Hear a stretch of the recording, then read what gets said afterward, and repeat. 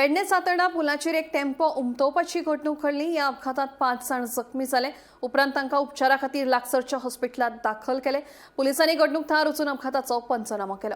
पळयात। ही आता बायपास काडटा ते कोणी हांगा ते जाल्यार ते सारकेच डेंजर न्हू। बरोबर आमचे लोक गांवांतले येतात आनी आतां तांकां कशें वचपाक जाय आनी कितें ते तांकां कळना। सारकें ती एक तर गाडी मदीं येता, हांगा कोण तरी मदीं येयलो आसतलो आनी ती गाडी तेजेर चडोवची पडटा म्हणून हो डायरेक्ट सकयल गेलो। बरोबर तेका ऑप्शनच ना न्हू। सारकें. तो आनी गाडी कसा आहे भायर भितर मारता, हो जालो डिवायडर, सारकें. ते सायडीन ती पेलेटा लायले, तो बरोबर. वयतलो खंय? बरोबर ती गाडी तरी डायरेक्ट भायर मारली, नाल्यार तो नाका दिसता ते आमचे कोणी गांवांतले ते जाग्यार वयतले।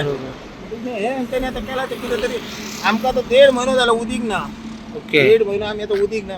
घरांत आतां आमची जाणटे आसात, कशी सकाळी च्या घेतली रांदतली म्हणून तांकां उदीक ना।